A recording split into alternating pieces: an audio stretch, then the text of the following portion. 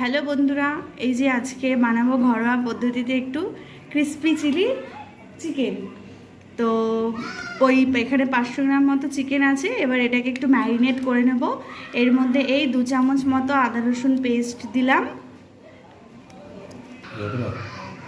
এই যে স্বাদ মতো 1 চামচ মতো লবণ দিলাম এর মধ্যে। এই যে এর মধ্যে একটু কাশ্মীরি লঙ্কার গুঁড়ো দিলাম একটু হালকা রঙের জন্য, যে জিনিসটা দেখতে বেশি ভালো লাগবে ওর জন্য।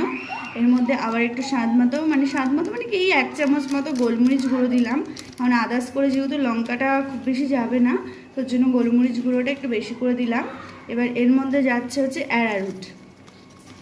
এই অ্যারারুট মোটামুটি 100 গ্রামের মতো অ্যারারুট দিয়েছি এখানে। অ্যারারুটটা দিয়ে দিলাম। এরপর দেব হচ্ছে একটু ভিনিগার। এই ভিনিগার এখানে 3 চামচ মতো ভিনিগার দিয়েছি। এর মধ্যে এবার একটা গোটা ডিম দিয়ে দিলাম।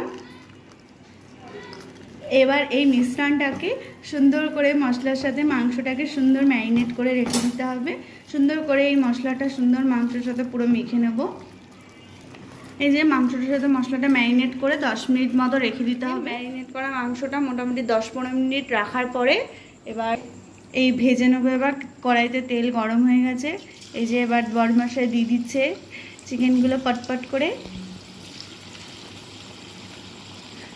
ম্যারিনেশন করার পরে এত সুন্দর গন্ধ দিচ্ছে। এই যে দেওয়া হয়ে গেছে কড়াইতে। এবার প্রথমে হালকা করে একটু ভেজে নিতে হবে। এই যে সব চিকেনগুলো একসাথে ভাজা হয়ে গেছে। এবার এই যে কড়াইতে যেহেতু অনেকটা তেল, এতটা তেল তো লাগবে না, এই ভাজা তেলটা একটু তুলে দিচ্ছি। এবার এই যে ক্রিসপি চিলি চিকেনের ওই গ্রেভিটা তৈরি করব, ওর জন্য রসুন আর কাঁচা লঙ্কা কুচি দিয়ে দিলাম।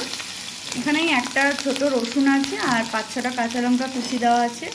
এটা সুন্দর করে এইভাবে একটু ফ্রাই করে নিতে হবে। এই যে রসুন কুচি আর লঙ্কা কুচিটা ভাজা হয়ে গেছে। এবার এর মধ্যে এই ক্যাপসিকাম লম্বা লম্বা করে কেটে রেখেছিলাম, ওগুলো দিয়ে দিলাম। বেশি না, একদম মিডিয়াম সাইজের একটা ক্যাপসিকাম দিয়েছি, লম্বা লম্বা করে কেটে এভাবে দেবেন। এবার এই যে এর মধ্যে একটু স্বাদ মতো নুন দিয়ে দিচ্ছি। এই যে ক্যাপসিকামটা বেশি ফ্রাই করবে না, হালকা হালকা করে ফ্রাই করবে। এবার এই যে এর মধ্যে টমেটো সস দেওয়া হচ্ছে। এই 4 চামচ মতো টমেটো সস দিয়ে দিল। এবার এই যে এর মধ্যে সয়া সস দিয়ে দিল 1/2 চামচ মতো।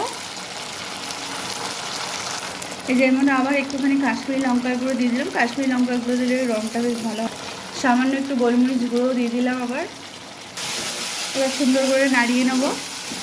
এই যে এখানে 1 চামচ মতো অ্যারারুট গুলে রেখেছিলাম, এবার ওই অ্যারারুটটাও দিয়ে দিলাম এর মধ্যে। এবার এই যে সুন্দর করে নাড়িয়ে নিতে হবে, মশলাটার সাথে সুন্দর মিশিয়ে নিতে হবে। এই যে এবার একটু টেস্টের ব্যালেন্স হওয়ার জন্য একটু চিনি দিয়ে দিলাম এর মধ্যে। এই যে মশলাটা সুন্দর করে কষে গেছে। এবার এর মধ্যে ভেজে রাখা চিকেনগুলো দিয়ে দেবো। সব চিকেনগুলো এই যে দিয়ে দেওয়া হচ্ছে এখন।